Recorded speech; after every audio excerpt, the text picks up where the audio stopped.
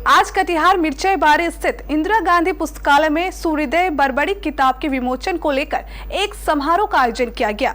इस समारोह में कवि सुशील झा के द्वारा लिखी गई पुस्तक सूर्योदय बरबड़ी का लोकार्पण किया गया।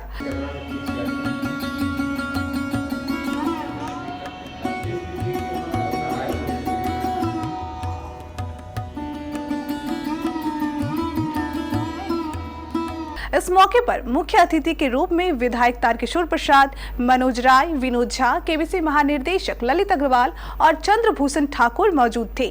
सभी लोगों ने मिलकर दीप प्रज्वलित कर कार्यक्रम की शुरुआत की।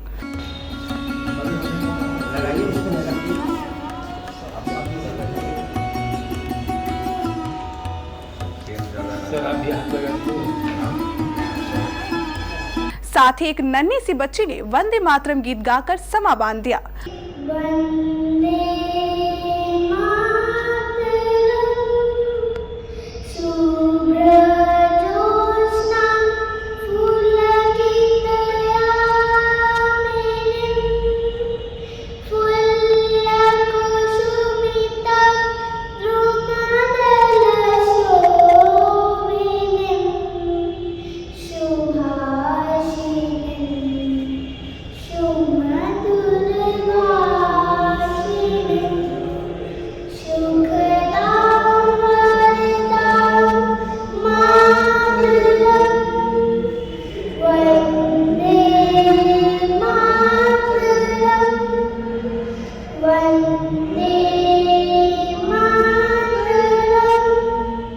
मौके पर मौजूद सभी अतिथियों ने कवि सुशील कुमार झा को बधाई देते हुए कहा कि यह किताब लोगों का मार्गदर्शन करेगी।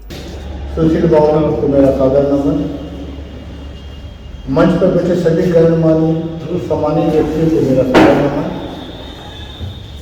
और सामने बैठे शहर के बड़े बड़े लेखक, साहित्यकार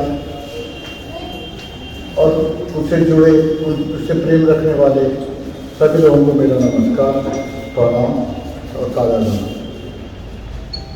मैं आपको बताऊं, वैसे तो मैं इतिहास, भूगोल और अर्थशास्त्र का विद्यार्थी रहा हूँ। प्रोफेसर शैलेंद्र यहाँ मौजूद है, मैं इनका शिष्य रहा हूँ, लेकिन साहित्य से भी मेरा बचपन से लगाव रहा है। जैसे महाभारत में कृष्ण ने कहा है, गीता में कृष्ण ने कहा कि आत्मा कभी मरती नहीं, तो वैसा मेरा मानना है कि साहित्य भी कभी मरता नहीं है।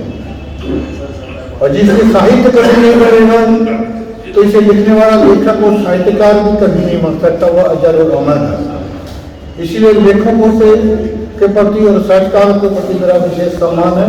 एक बार फिर मैं उन्हें नमन करता हूँ। से जुड़ा कोई कार्यक्रम हो, चाहे वो हिंदी से हो या उर्दू से हो, मैं उसमें शिरकत करूँ और उसमें बड़े बड़े लेखकों, कवियों और शायरों के ज्ञान और उनकी समीक्षा से लाभ उठाऊं। इसी कड़ी में आज जब मुझे पता चला तो मैं यहाँ आया और मुझे बहुत अच्छा लग रहा है कि मुझे आज यहाँ सुनने का, बड़े बड़े लेखकों को सुनने का मौका मिल रहा है, उनके विचारों पर जानने का मौका मिल रहा है। जैसा कि सुशील बाबू ने बाबा बरबड़ी महाराज के बारे में लिखा है, वैसे तो बाबा बरबड़ी महाराज मनोज जी ने कहा कि शायद खाटू श्याम बाबा के नाम से जाने जाते हैं, तो सही है कि बाबा श्याम बाबा के नाम से जाने जाते हैं। और चूंकि राजस्थान की खाटू नगरी में इनका दुनिया का सबसे बड़ा मंदिर है, विशेष पूजनीय मंदिर है, इसलिए उन्हें खाटू धाम नरेश या खाटू वाले बाबा के नाम से भी जाना जाता है। वैसे इनका नाम श्याम बाबा ही है। सभी जानते हैं कि वे आज तक की दुनिया के सबसे बड़े वीर थे, है और शायद आने वाले हजारों वर्ष तक रहेंगे। इनका संकट कोई भी पैदा नहीं हो सकता और न हुआ है और न हो सकता है। महाभारत में इनकी क्या भूमिका थी, हमारे सभी समीक्षक साहित्यकारों ने बताया। बस इनका नाम ही काफी था कि जहां इनका नाम आ गया वो युद्ध का परिणाम अपने आप हो गया। भीम के पोते घटोत्कच के बेटे बाबा बरबड़ी तो श्याम बाबा को हमारा पढ़ा। और जो व्यक्ति बाबा श्याम बाबा के बारे में बहुत ज़्यादा नहीं जानते, मैं सुशील बाबू की रचना के बारे में कहना चाहूँगा कि उन्होंने चंद पन्नों में इस कदर इसकी रचना, इसके उनके बारे में बताया है जो भी पढ़े शायद उसको बाबा गवर्नर महाराज के बारे में सब कुछ जानने को मौका मिलेगा। और ये कभी ये मोटिवेशनल नहीं है, अगर हम मेरा मानना है कि ये काव्य नहीं महाकाव्य के समकक्ष है। इसके लिए मैं इस प्रणाम नमस्कार करता हूँ। धन्यवाद। वित्तीय पात्र के रूप में भी देखा है, लेकिन मैं उन्हें एक भारतवर्ष के योद्धा के रूप में, शौर्य और वीर के रूप में मैं उन्हें देखना चाहता हूं। और लगता है कि श्री सुशील जी की भी मंशा यही रही होगी। और वास्तव में अभी नई बात डॉक्टर शैलेंद्र जी ने छेड़ी है कि वो महाभारत जो महाकाव्य या एक महान रचना है, उसमें बर्बरी के उस महाभारत का पात्र है या नहीं, या एक इन्होंने यक्षप्रश्न के रूप में आज रखने का काम किया है। ये तो साहित्यकार और जो इस तरह के साहित्यकार है वो उसकी मीमांसा करेंगे। आज जिस पुस्तक का हम लोग विमोचन कर रहे हैं, उस पुस्तक के रचयिता आदरणीय सुशील कुमार सुशील जी मेरे बगल में बैठे हुए हैं और मैं आप सभी मंचासीन और श्रोताओं की ओर से उन्हें नमन करता हूं। आज पर जो वक्ताओं ने विषय उद्धृत किया है, हम समझते हैं कि कैकताव माँ हिंदी साहित्य ही है जो हिंदी, हिंदू और हिंदुस्तान आज भी सापेक्ष रूप में स्थापित है और आने वाले दिन में भी स्थापित रहेगा।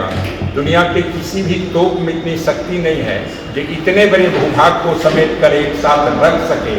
ये माँ हिंदी साहित्य ही है जिसके उद्गम प्रेम और संबंध के कारण हम सब लोग, कवि में चाहे शंकर परसाई से लेकर रामधारी सिंह दिनकर हों, रहीम रस्थान से लेकर कबीर तक हो, हरिवंश राय बच्चन से लेकर जयशंकर प्रसाद तक हो, जहाँ तक शक्ति की बात आई है तो संस्कार युक्त शक्ति और संस्कारहीन शक्ति जैसे रावण को समूल नष्ट की ओर ले जाता है, और संस्कार युक्त शक्ति राम को 14 वर्ष वनवास के बाद भी राजा नहीं बल्कि मर्यादा पुरुषोत्तम राम बनाता है।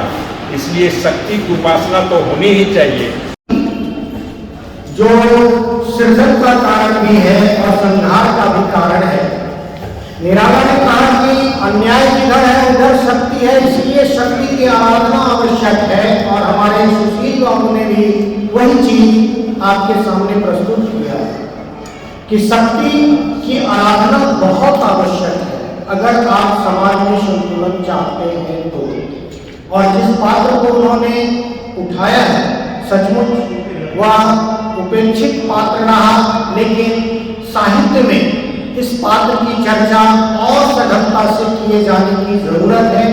हमें लगता है कि सौरभ के साथ साथ जो इसकी गतिविधियां थी, इसके विकास की अपूर्व संभावना है इस काव्य में है, जिस पर आधारित है। इसका जो नायक है वह महाभारत कालीन है, वह घटोत्कच का बेटा है, भीम का पोता है।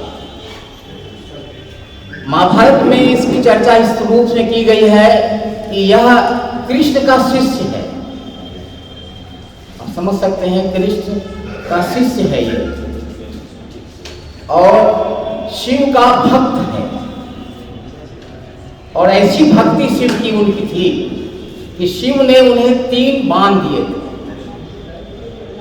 धनुष के 3 बाण दिए थे कि वह त्रिलोक विजयी हो सके। अपार शक्ति थी। मैं कभी सुशील कुमार सुशील जी के लिए तो ताली आप लोगों से चाहता हूं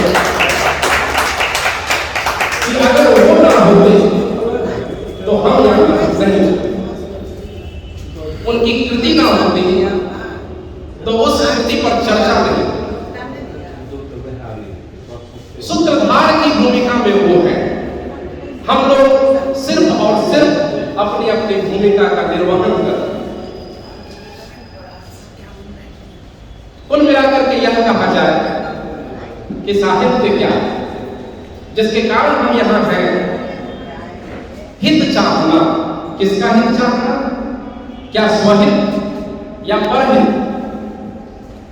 समय दिया और आप लोगों का सहयोग इसी तरह से हम लोगों को मिलता रहे और इसका लाभ हम लोग लें और इस दिशा में हम लोग कुछ निरंतर करते रहें।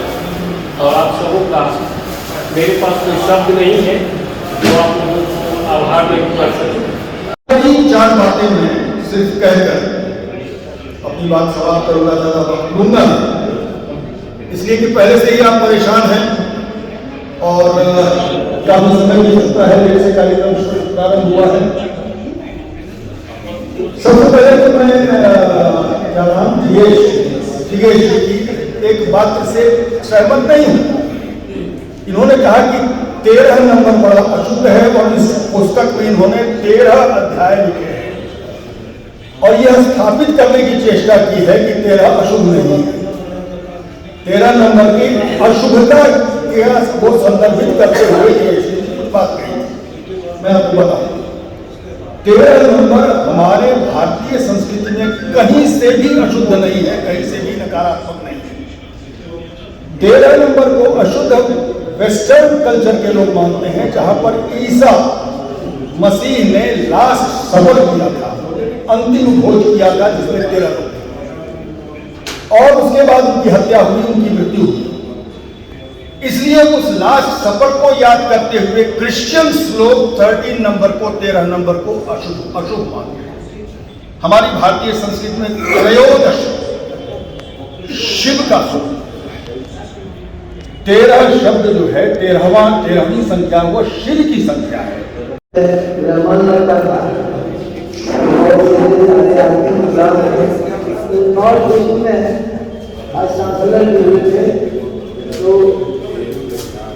एक दिन प्रेरणा हुई, उन्होंने ही कहा कि कविता तो लिखते हैं नॉर्थ ईस्ट पर मैंने कहा जरूर लिखूंगा।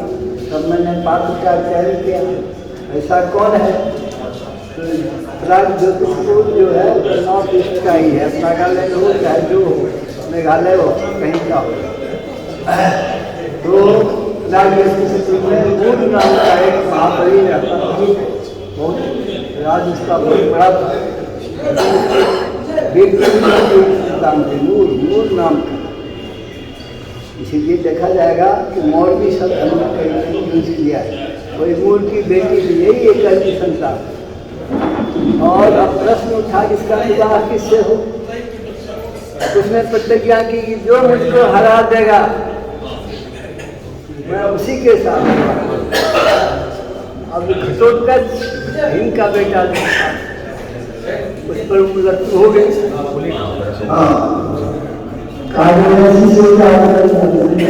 तो है अगर मैं हार जाए तो क्या हो, तो कहा कि मैं युद्ध में आज ही जाऊंगा।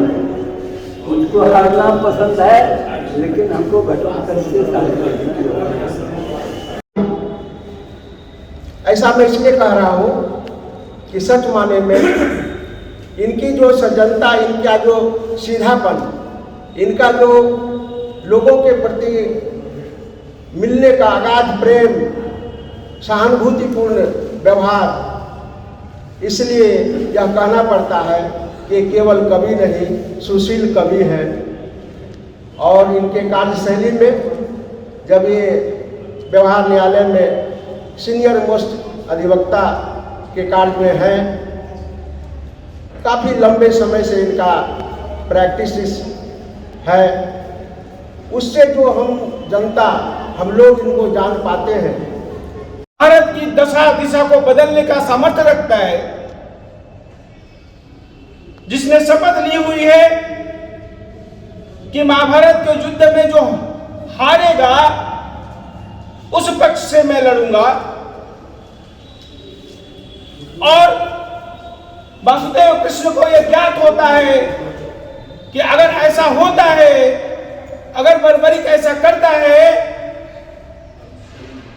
और कहीं कौरव हारने लगते हैं और कौरव की तरफ से बर्बरिक खड़ा हो जाते हैं, तो महाभारत की दशा दिशा बदल जाएगी और कहीं अधर्म का विजय न हो जाए। बर्बरिक चाहते तो महाभारत का युद्ध उसी दिन समाप्त हो जाता जिस दिन बर्बरीक युद्ध के मैदान में उतरे। लेकिन श्री कृष्ण जी की लीला कुछ और थी और बर्बरीक को कोई मार नहीं सकता था। आज भी जो किंवदंती है, हमारे जो महापुरुष और लोग चिंतक है बैठे हैं, आगे के वार्ता में कहेंगे कि किंवदंती यही है कि आज भी बर्बरीक इस भारतवर्ष के नहीं बल्कि विश्व के सबसे ऊंची शिखा पर उनका मस्तक विराजमान है। हम लोग उनको खाटू श्याम जी के नाम से भी जानते हैं।